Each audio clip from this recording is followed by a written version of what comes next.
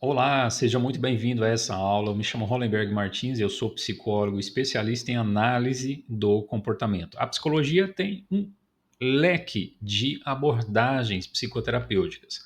Aqui eu estou falando por uma delas.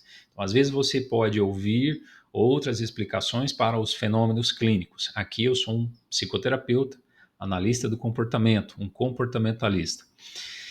E estou gravando essa aula com muito carinho para pais que estão com filhos aí em trabalho de psicoterapia e para aqueles que também querem simplesmente melhorar o relacionamento com seus filhos mais do que já está bom, tá? Sempre é possível melhorar, né? Pois bem, então eu vou trazer aqui uma mera reflexão do que é comum a gente perceber, principalmente em jovens e adolescentes.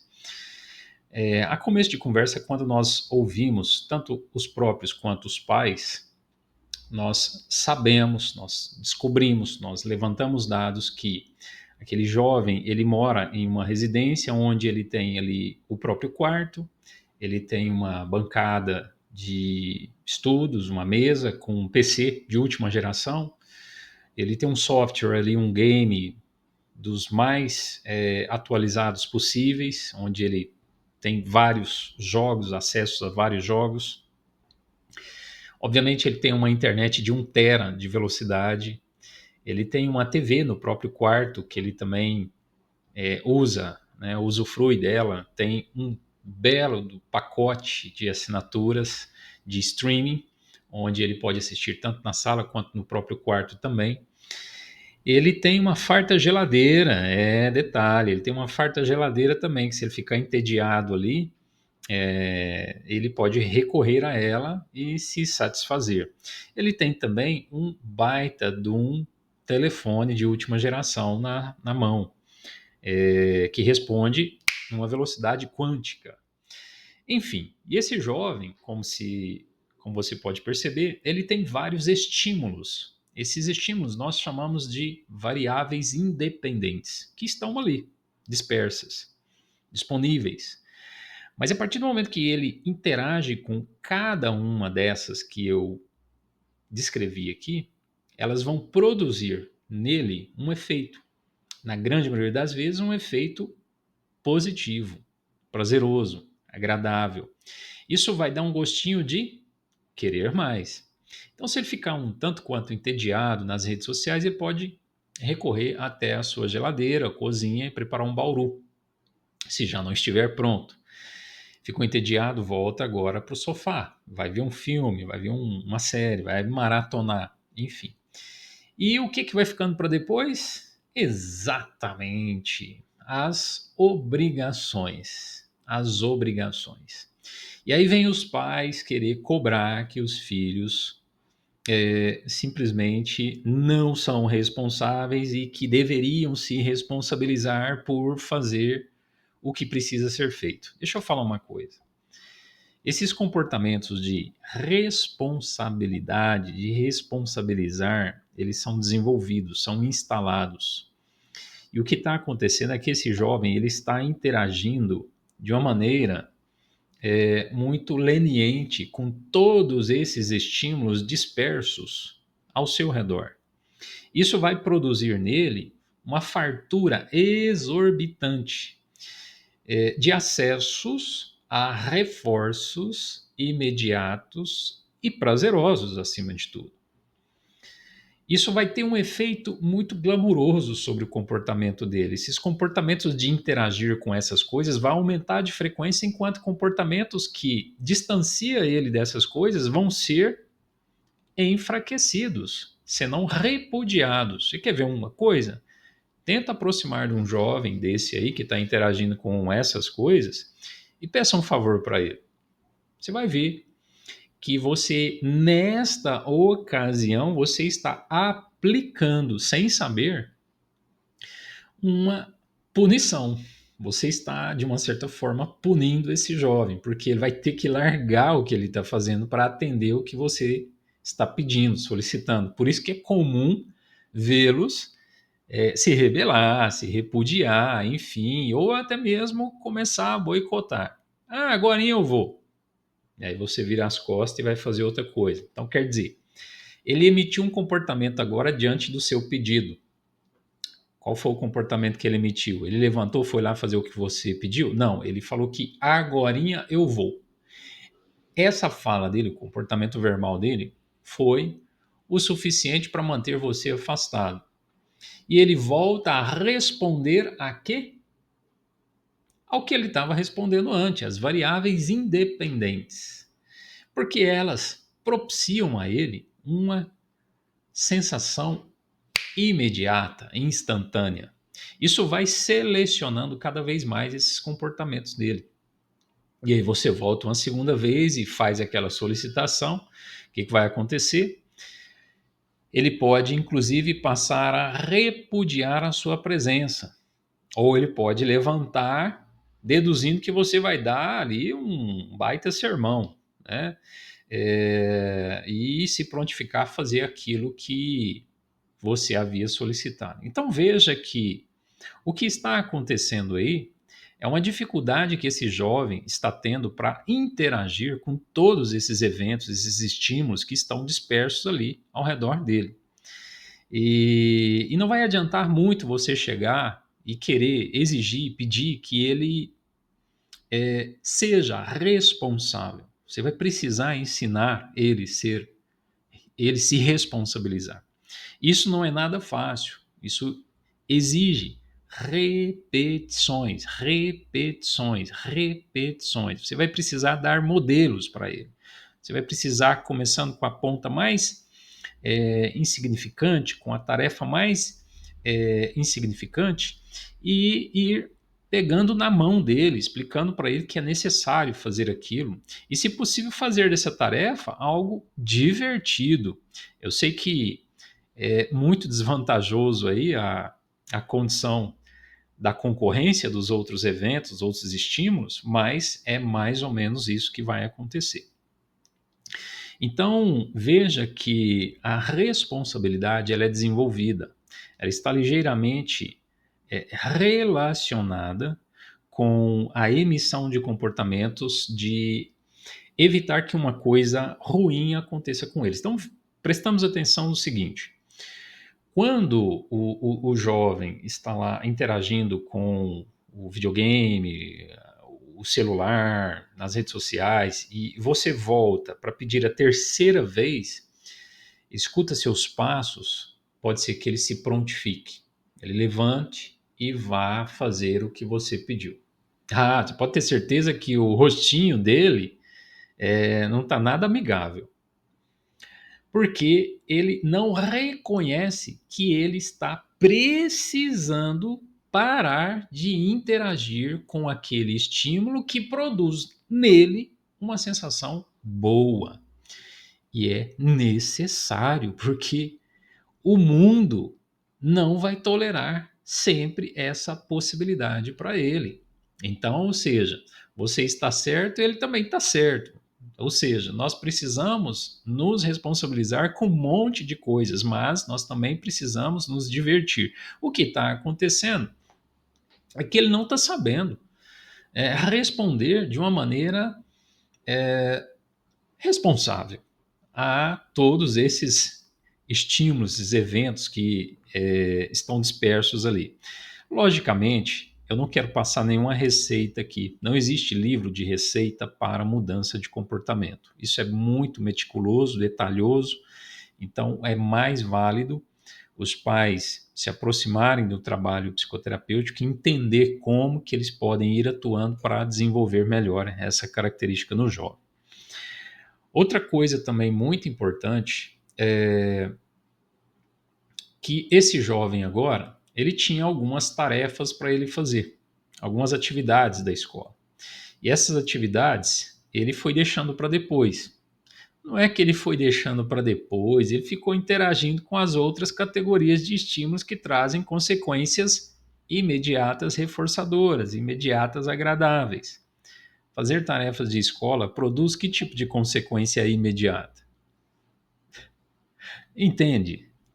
Entende que eles não estão dos mais equivocados, ou seja, eles estão correndo correndo atrás de uma coisa que é. Mas não é só isso que eles deveriam fazer. Eu concordo com você. Então, eles precisam melhorar o discernimento ali. Eles precisam melhor saber interagir com tudo isso, com todas essas variáveis que estão à disposição. Inclusive, esse acesso volumoso pode dificultar o desenvolvimento neles de tolerância à frustração. Algo que a vida vai nos cobrar massivamente. Você concorda com isso? Concorda? Bom, espero que sim. Pois bem, e aí esse jovem está deixando esse trabalho, essa tarefa dele para depois, e quando ele lembra que ele precisa fazer esse trabalho, é a hora que ele está tomando água lá na cozinha, que ele largou o videogame, largou as redes sociais, largou o streaming, que ele, nossa, o meu trabalho. E aí ele começa a fazer aquilo, ele começa a ter o quê? Ele começa a se dar conta que ele tem muito pouco tempo para ele fazer aquele trabalho que já é para o dia seguinte. Aí começa a bater nele o quê? Preocupação, começa a entrar ali uma ativação autonômica, que é a famosa ansiedade, medo, literalmente, do que vai acontecer, que ele não vai conseguir aquela nota por mais uma vez. E é muito comum esse jovem agora entrar ou declarar a sua própria crise. E aí correm para o médico, enfim, etc, etc e tal, e vão querer medicar. Medicamento não muda comportamento. Medicamento não muda comportamento, tá? Lamento descrever isso aqui para você, mas pergunte ao seu médico psiquiatra lá que vai explicar. O medicamento não vai ensinar ele a interagir melhor com esses estímulos que estão dispersos no quarto dele. Não ensina.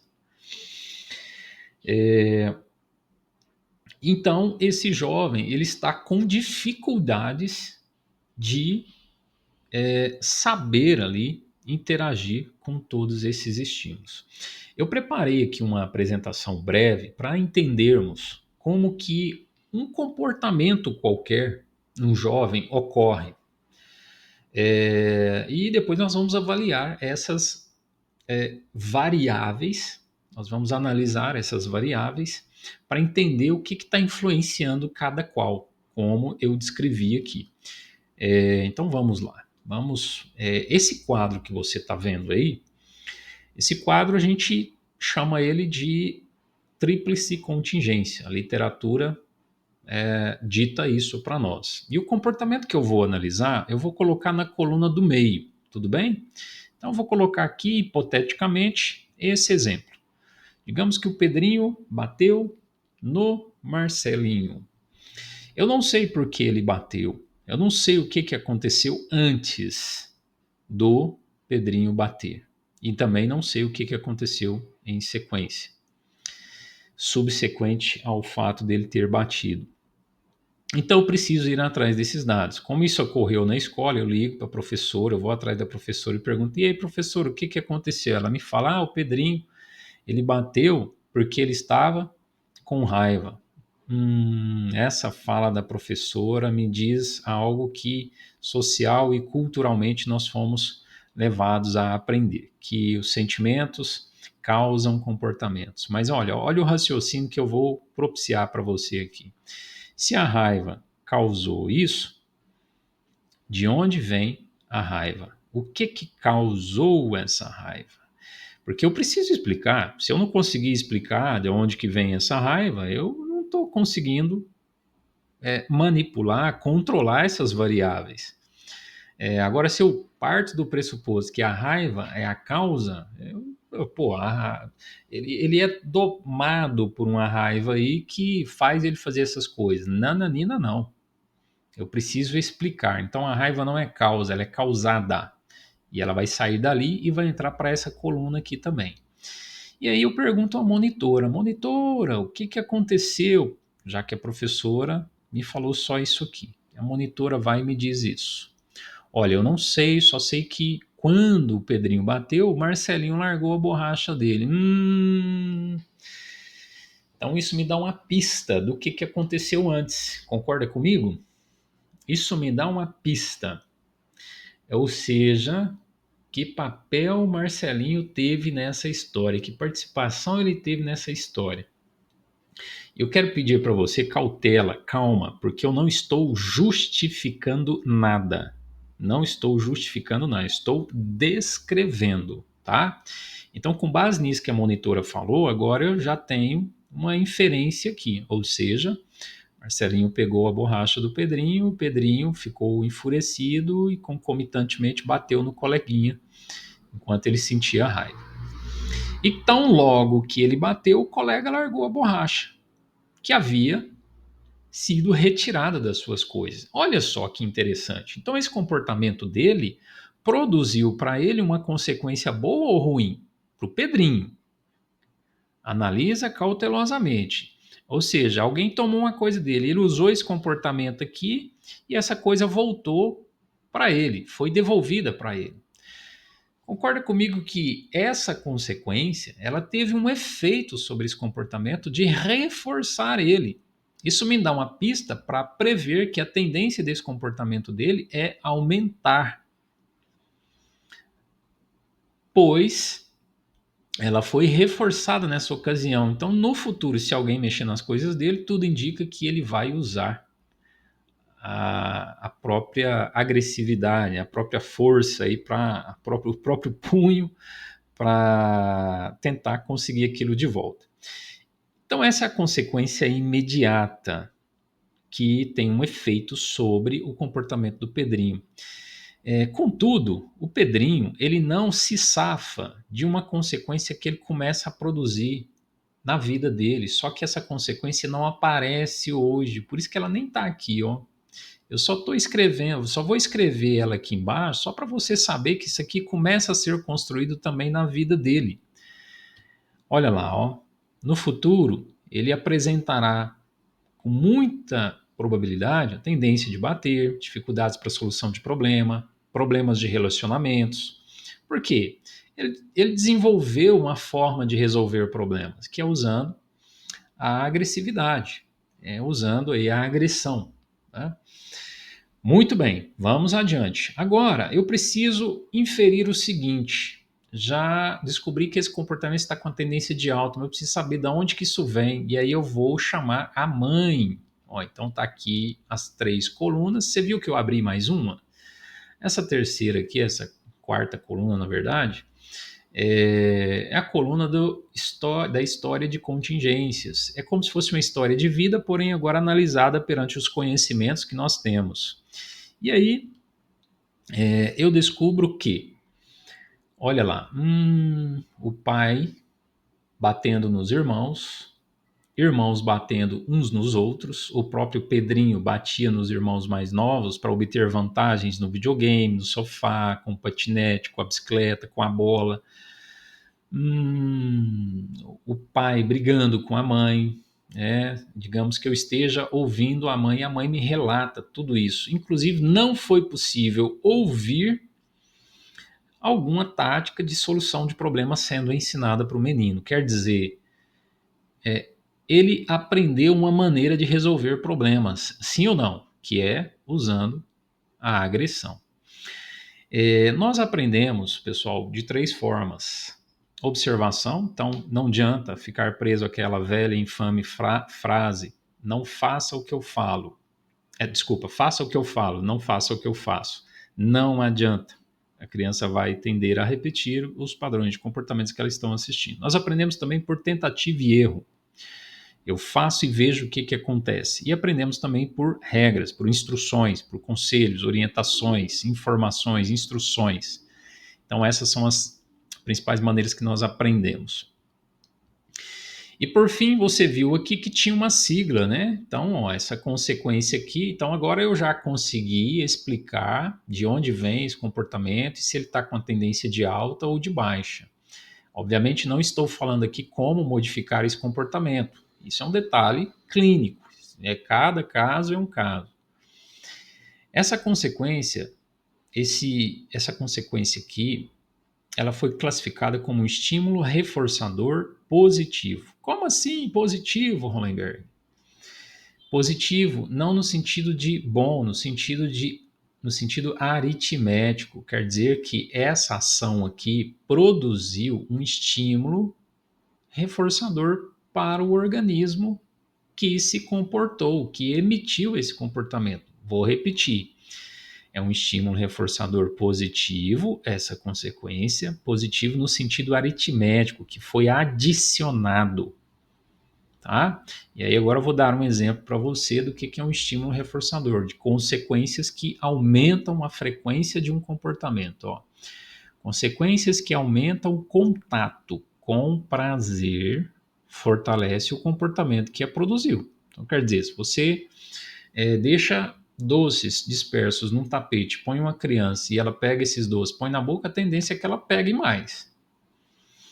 Então, isso é uma consequência, é um estímulo reforçador positivo. O SR aqui é porque é originário do inglês, tá? Consequências que subtraem o contato com estímulos aversivos fortalece o comportamento que é produzido. Se você está com a dor de cabeça, você vai lá, pega uma aspirina, toma, você está eliminando. Olha o aritmético, ó, a subtração aqui, ó, até aqui está escrito, ó, consequências que subtraem, entendeu? Você vê que a coisa é, de uma certa forma, um tanto quanto complexa. E existem as consequências que enfraquecem o comportamento que a produziu. Então, quer dizer, consequências que aumentam o contato com estímulos aversivos enfraquece o comportamento que a produziu. Se você vai tomar banho de piscina, vai pegar uma praia, se você realmente não passa um bronzeador, desculpa, um, um protetor solar, é bem provável que você pegue uma insolação. Ou seja, você produziu uma insolação. A consequência produzida, nesse caso, nesse exemplo, seria a insolação. Né? Desculpa a falha. E a consequência que subtraem o contato com estímulos reforçadores enfraquece o comportamento que é produzido. Então, a criança está lá, não quer colocar o lixo para fora, não quer levar o cachorrinho para passear, para fazer pipi lá fora. Você fala, olha, eu vou então tirar a internet por uma semana daí de casa.